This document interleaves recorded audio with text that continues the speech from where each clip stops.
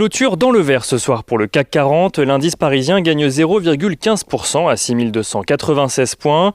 Dans le vert depuis ce matin, avec même une partie de la séance au-dessus des 6300 points. Le CAC 40 a ensuite perdu une partie de son avance à l'ouverture de Wall Street, où les principaux indices américains ont ouvert dans le rouge.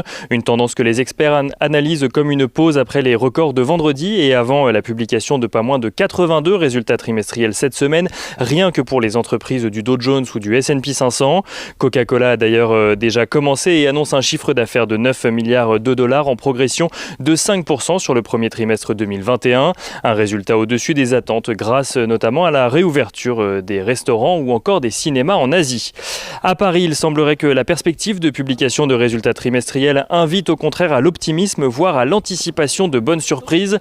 Parmi les valeurs dont les résultats sont attendus cette semaine, Worldline, Vinci, Atos, Carrefour ou encore Danone progressent toutes ce soir. Kering, dont les résultats seront publiés demain, rompt avec le léger recul des valeurs du luxe à Paris suite aux progressions de la semaine dernière et va même chercher encore près de 1% ce soir. Autant de progressions qui montrent une attente forte des investisseurs sur ces résultats trimestriels. Donc, à en croire UBS d'ailleurs, le consensus sur les bénéfices serait trop bas en Europe et devrait être révisé à la hausse. Selon la banque, toujours, le bénéfice par action des actions européennes donc pourrait progresser de 50% en 2021 contre 37% selon le consensus actuellement. Aux États-Unis, le cabinet Earnings Scout estime pour le moment de son côté que sur les 34 entreprises du S&P 500 qui ont déjà publié leurs résultats, 88% ont dépassé les attentes du marché. Une tendance qui permet d'ailleurs au consensus d'analystes de revoir leurs prévisions à la hausse, là où de nombreux analystes attendaient une croissance de 24,5% des profits des entreprises du S&P 500 au premier trimestre. Elle passe à présent à une anticipation d'une progression de 30% donc des profits de ces entreprises.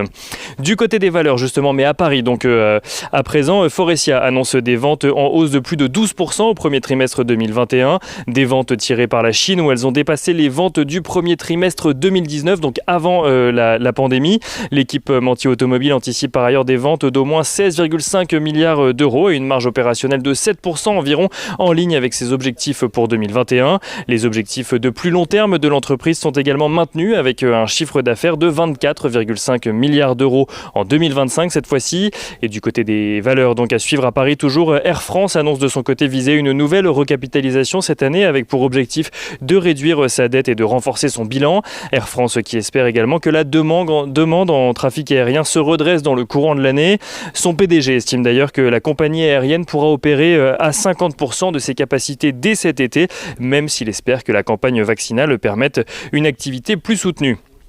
Au-delà des résultats d'entreprise ou des actualités sur les valeurs, on note que selon une étude réalisée par Janus Henderson, la dette mondiale a augmenté d'un peu plus de 17% en 2020 face à la crise Covid, ce qui représente un peu moins de 15% du PIB mondial, soit 9 300 milliards de dollars. Et on finit avec l'agenda de la journée de demain. Demain, les investisseurs scruteront donc de près les publications de Atos, de Danone ou encore de Kering qui marqueront le début des 12 publications de résultats trimestriels prévues cette semaine pour les entreprises du CAC 40. À noter que parmi les publications d'entreprises ne faisant pas partie de l'indice parisien, M6 publiera également ses comptes du premier trimestre alors que le groupe de médias intéresse de nombreux repreneurs.